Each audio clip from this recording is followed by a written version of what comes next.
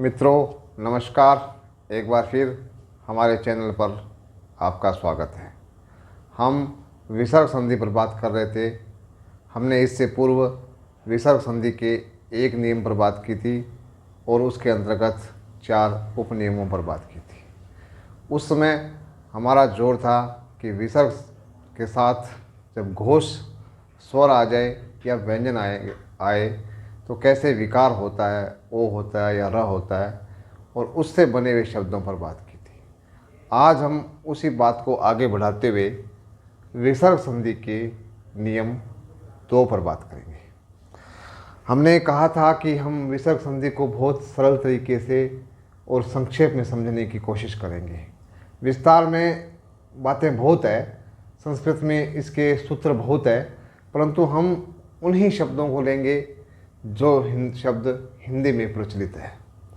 तो कुछ एक शब्द देखेंगे जो परीक्षा में भी पूछते हैं और जिनसे हमारी समझ बनेगी कि विसर्ग संधि क्या होती है।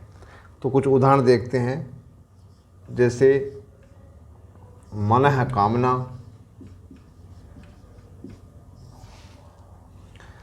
जैसे धनुष टंकार, ये शिरस्त्राण,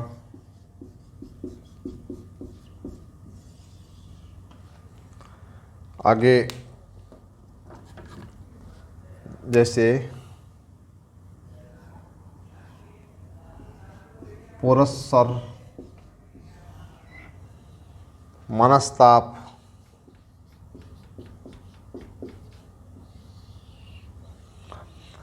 अब हमने देखा कि जब हम विसर्ग संधि के एक नियम पर बात कर रहे थे तो उस समय या तो ओ बन रहा था या र बन रहा था। दो एक शब्दों में विसर्ग का लोप होता है, वो अपवाद, अतएव या शिक्षा ऐसे शब्द थे। अब इसमें क्या हुआ है, जैसे यहाँ संधि हो रही है, यहाँ संधि हो रही है, यहाँ संधि हो रही है, यहाँ संधि हो रही है, यहाँ संधि हो रही है।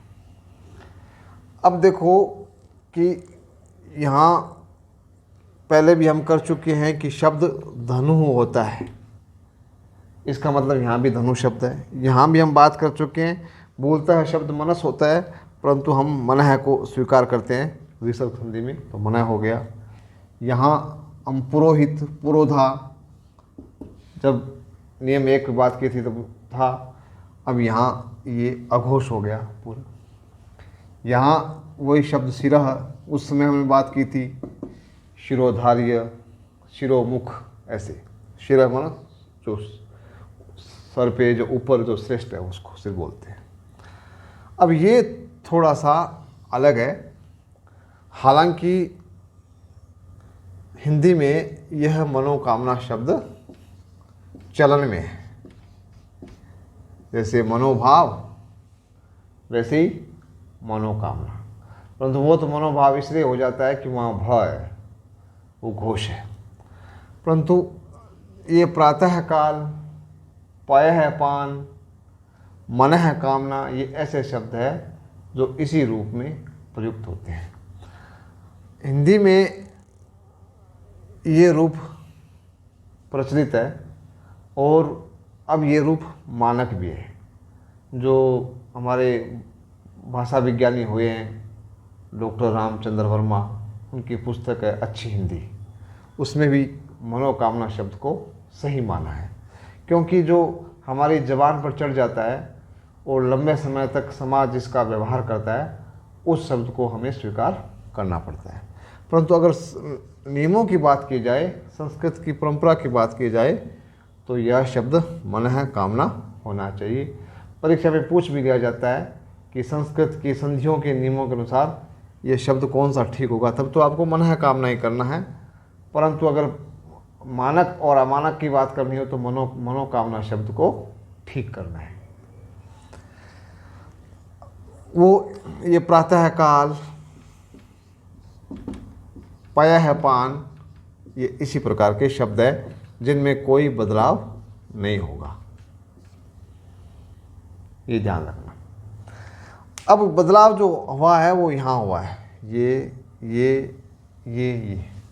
इसका मतलब कि जब विसर्ग के सामने जब अघोष ध्वनि आती है तो वो जो शकार होते हैं वो अपना रूप बदलते हैं। देखो यहाँ ये सकार है, यहाँ ये शकार है, और वहाँ भी ये शकार है। तो दो प्रकार से शकार का परिवर्तन हुआ है। कुछ और उदाहरण लिखेंगे तो वो तालव्य शकार भी आ जाएगा। तो इसका मतलब है कि इसमें क्या नियम बन रहा है कि जो भी विसर्ग होगा वो अपने वर्ग के अनुसार सकार में बदल रहा है। ये मन है कामना, ये प्रातःकाल, ये इनको अलग छोड़ करके कैसे बदल रहा है, इसको हम थोड़ा सा यहाँ समझने की कोशिश करते हैं। कि देखिए इसके नियम, उपनियम 1 है। इसमें क्या है कि विसर्ग आ जाए इधर और सामने कोई भी अघोष ध्वनि आ जाए। स्वर तो अघोष होते नहीं है, जो पहला और दूसरा वर्ण अघोष होता है, और 3 जो शकार होते हैं वो अघोष होते हैं। तो ये आ जाए तो तब्दीली होती है किस प्रकार। इसमें तब्दीलियाँ होती है, एक तो 3 जो शकार है उसकी तब्दीली होती है। कैसे होती है उसको हम देखेंगे। ये एक बार मैं हटा रहा हूँ। जैसे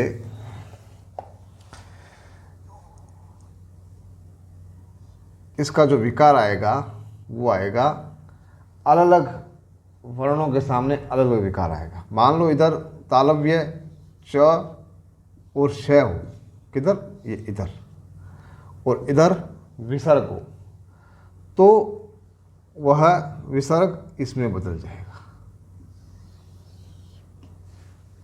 ये पहले भी जिक्र कर चुके हैं कि जो विसर्ग है वो श का वैकल्पिक प्रयोग होता है, और ये इनका भी उच्चारण स्थान तालव्य है और इसका उच्चारण स्थान भी तालव्य है, तो ये बन जाएगा मतलब बिना स्वर वाला श। जैसे मनः संधि चेतना, तो क्या आ जाएगा, ये शकार इसमें बदलेगा और ये चेतना आ जाएगा, और यहाँ आ गया मानस चेतना, ऐसे बन जाएगा। मतलब ये जो विसर्ग है इसकी जगह ये आएगा। हमने उधर जब बात की थी सघोष में, तब ये कहा था कि वो स्वर समेत जो विसर्ग हट करके वो बन जाएगा। वहाँ यहाँ स्थिति ये नहीं बनेगी, यहाँ केवल ये हटेगा और इसकी जगह पर ये आएगा। समझ में आ रही बात कि च तालव्य है और उसके सामने जो विसर्ग आता है इस रूप में, तब वह विसर्ग तालव्य श में बदल जाएगा। ये इस प्रकार की बात हम पहले भी कर चुके हैं। जहाँ भी च श आ जाए, छ आ जाते हैं, तो हमने कहा था कि उस समय तालव्य श आ जाता है। अब एक दो उदाहरण और देख लेते हैं। जैसे आश्चर्य, आ धन चर्य, इसका संधि करते हैं तो आश्चर्य, ये एक संस्कृत में शब्द है आ। उसी तरह का प्रकार तपश्चर्या, ये तपह धन चर्या, हमने जब सच्चर्या की बात की, अच्छी चर्या, दिनचर्या, वैसे ही ये शब्द है तपश्चर्या, और तप की करने वाली जो दैनंदिनी है उसको कहते हैं तपश्चर्या। वैसे कश्चित, तो कह धन चित, तो ये कश्चित बन जाएगा। कह मन कौन। उसी प्रकार यश शरीर, तो यश, अब देखो अगर ये अपने को नियम पहले वाली संधि करनी होती है तो अगर इसके आगे दा आ जाएगा तो यशोदा बन जाएगा, ओ हो जाएगा। और जैसे ही अपने को यहाँ पर ये अघोष वाली संधि है तो ये आ जाएगा यश शरी, ऐसे। तो अब देखो जहाँ भी च आया तो भी श आया, का इसमें जो श आया तो भी श आया। तो ये दोनों ही जहाँ जहाँ आए उसमें इसी प्रकार की तब्दीली हुई है। तो हम कह सकते हैं कि विसर्ग के बाद में जब च श आता है तो विसर्ग तालव्य श में बदल जाता है। अब हम एक परिवर्तन तो इस प्रकार ये होता है। अगर अब आप दूसरा परिवर्तन देखेंगे कैसे होता है कि यहाँ च श की जगह मान लो ट आ जाए, क्या आ जाए, ट आ जाए, और यहाँ विसर्ग रहेगा तो ये किसमें बदल जाएगा? ट का उच्चारण स्थान कौन सा है? मूर्धा है। तो मूर्धा श कौन सा होता है? तो ये इसमें बदल जाएगा। जैसे धनु अभी करवाया था उदाहरण, टंकार शब्द है।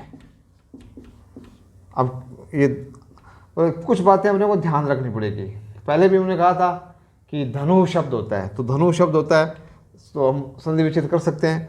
अब मिलाना है तो ये धनुष टंकार, ये इसमें ऐसे बन जाएगा। ऐसे मान लो जो चार ऐसे तिलक करते हैं तो उसको बोलते हैं चतुः धनु टीका, तो इसका संधि करेंगे तो ये चतुष टीका हो जाएगा। तो देखो ये यहाँ पर ये जैसे ट आया ये इसमें शकार में बदल जाएगा। तो पहले भी मैं कह चुका हूँ सकार वाले वीडियो में कि जैसे भी ट ठ आता है उससे पहले कोई भी सकार होगा वो मूर्धन्य ही होगा, क्योंकि ट ठ का उच्चारण स्थान भी मूर्धन्य है। अब मान लो इधर ट वाला उदाहरण देख लिया। अब इधर मान लो दंत्य त आ जाए या स आ जाए, दोनों का उच्चारण स्थान दंत्य। ये आ जाए इसलिए बोल रहा हूँ मैं क्योंकि हिंदी में इस प्रकार के उदाहरण काम आ रहे हैं। हम ऐसे तो बहुत से उदाहरण होते हैं उनके साथ यहाँ श्वेत पट पर काम नहीं कर सकते, तो केवल हम उन उदाहरणों को ले रहे हैं जो हमारी परीक्षा में पूछा जाता है या हमारे व्यवहार में काम आते हैं, जिनको हम रोज़मर्रा की ज़िंदगी में काम में लेते हैं। तो अब हम जैसे यहाँ विसर्ग आ गया, यहाँ त से आ गया, तो वही बात आप स्वयं समझ जाओगे कि विकार किस में होगा। विकार ऐसे होगा, ये विकार होगा, मतलब दंतेश। उदाहरण वही देख लो, शब्द जैसे मन है ताप तो मनस्ताप, उसी प्रकार प्रातः स्मरण तो प्रातः स्मरण,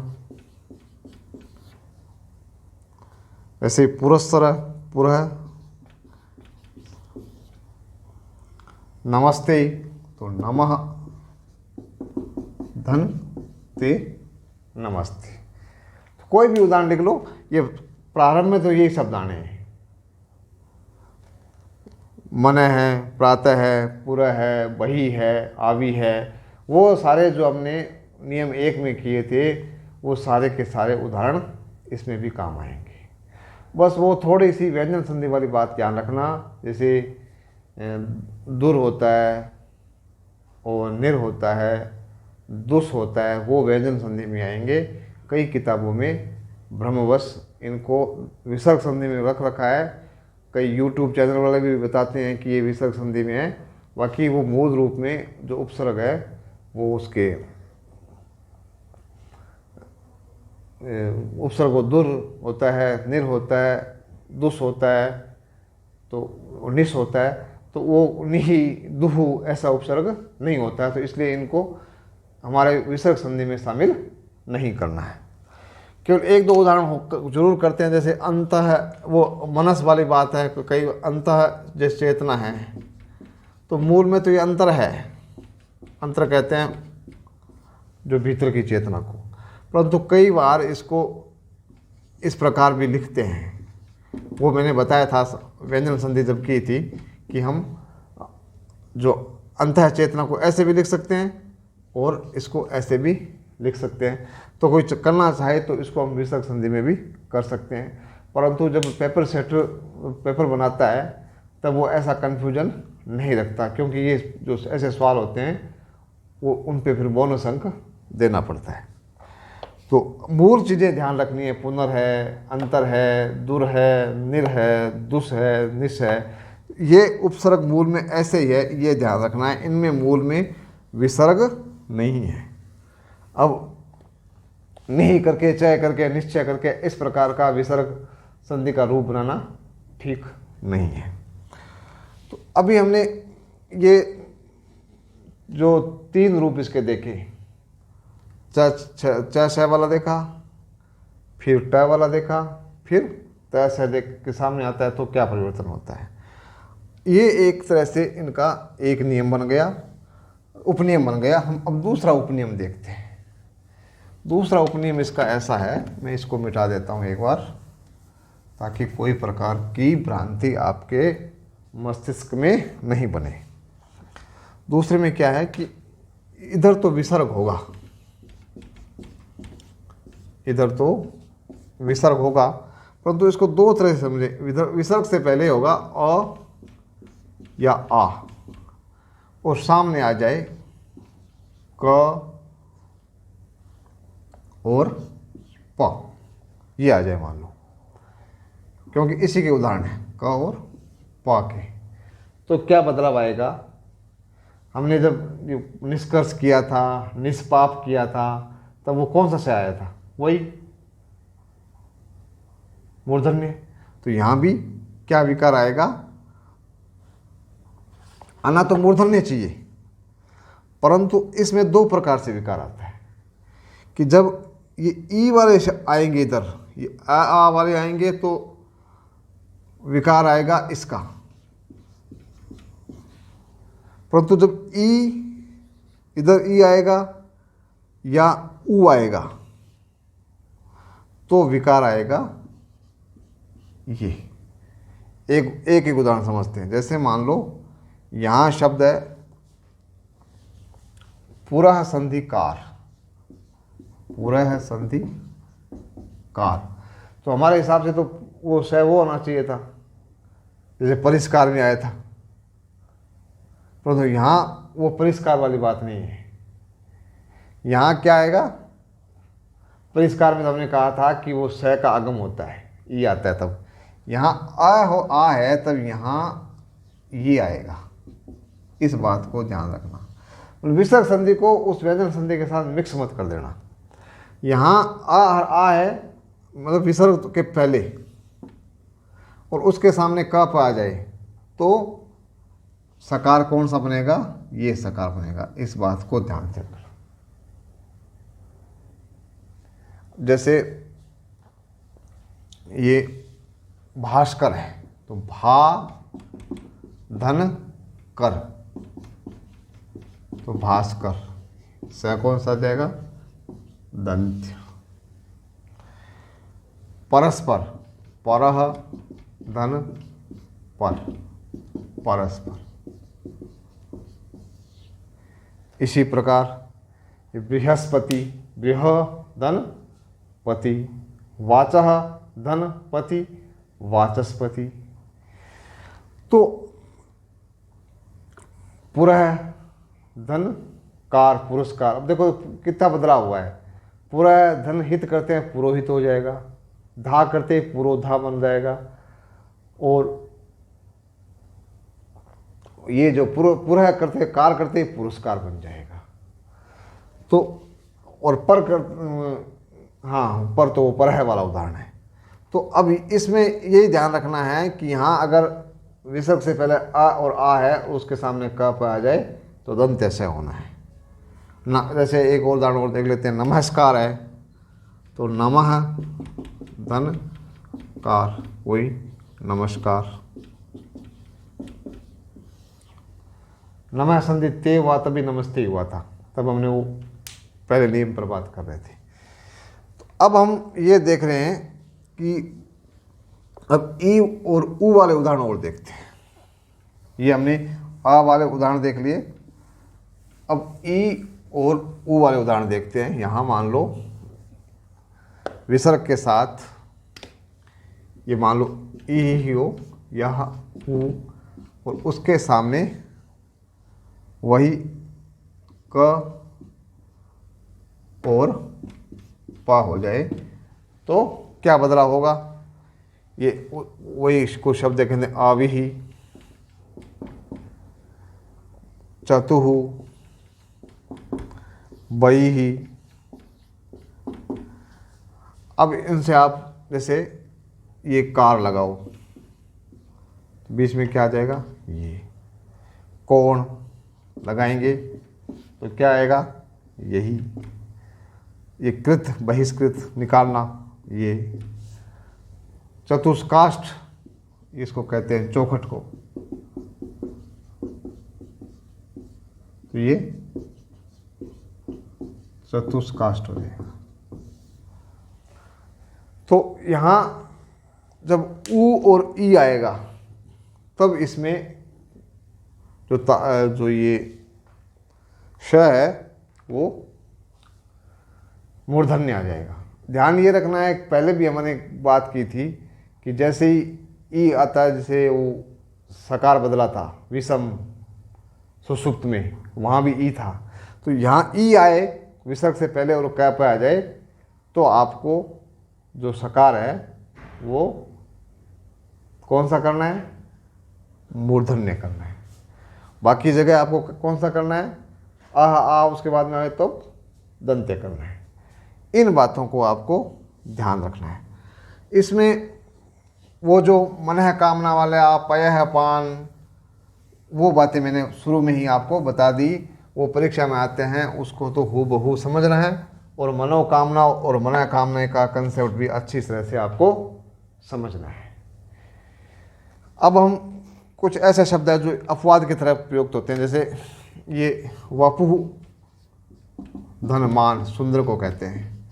तो अब यहाँ ये घोष आ गया और यहाँ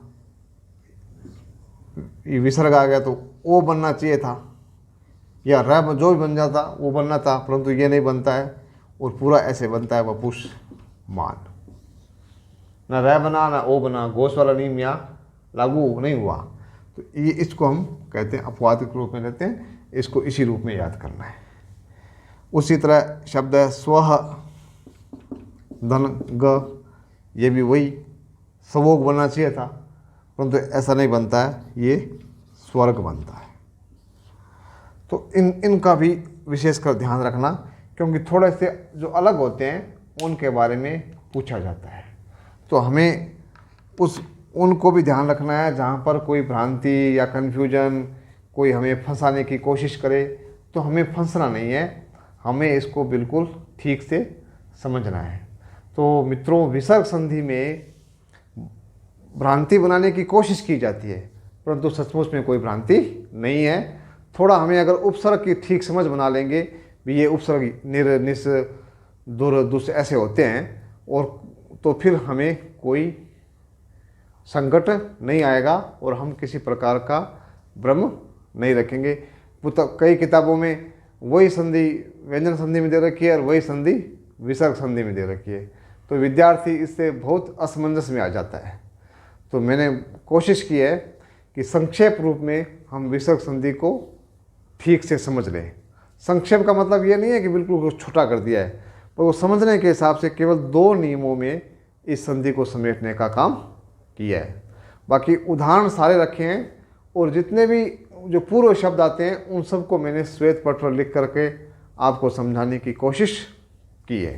पूरा दोनों वीडियो देखोगे तो मेरी ये कोशिश रही है कि आप इस विसर्ग संधि को ठीक से समझ सकेंगे। अब कुछ 4-5 आपको प्रैक्टिस पेपर दिए जाएंगे जो मेरे टेलीग्राम चैनल पर आपको मिल जाएंगे। उससे हम विभिन्न उदाहरणों के साथ रस्साकसी करके इस विसर्ग संधि को ठीक से समझ सकेंगे, और विसर्ग संधि, स्वर संधि और व्यंजन संधि को मिक्स करके आपके सामने पेपर आएगा, तो आप संधि में जो भ्रांति होती है, कन्फ्यूजन होता है, उससे निजात पा सकेंगे। तो मेरे जो टेलीग्राम चैनल है उसको सब्सक्राइब ज़रूर करें, ताकि आपको वहाँ जो प्रैक्टिस पेपर है वो मिल जाए। फिर प्रैक्टिस पेपर आप 4-5 कर लेंगे तो उसके बाद में हम उस प्रैक्टिस पेपर को यहाँ आपके साथ डिस्कस करेंगे। हो सकता है लाइव डिस्कस करें, और हो सके तो हम एक वीडियो के माध्यम से भी हम डिस्कस करेंगे। ऐसा करेंगे तो हम रीट में जो भी या एलडीसी में, फर्स्ट ग्रेड में, जहाँ पर भी संधि के सवाल पूछे जाते हैं, ऐसे सारे सवालों को हम उस पेपर के में सॉल्व करने की कोशिश करेंगे और आपका टेस्ट और विश्लेषण क्षमता का भी हम आकलन कर सकेंगे। आप लगातार मेरी वीडियो को देखते रहें, टेलीग्राम चैनल से जुड़ें।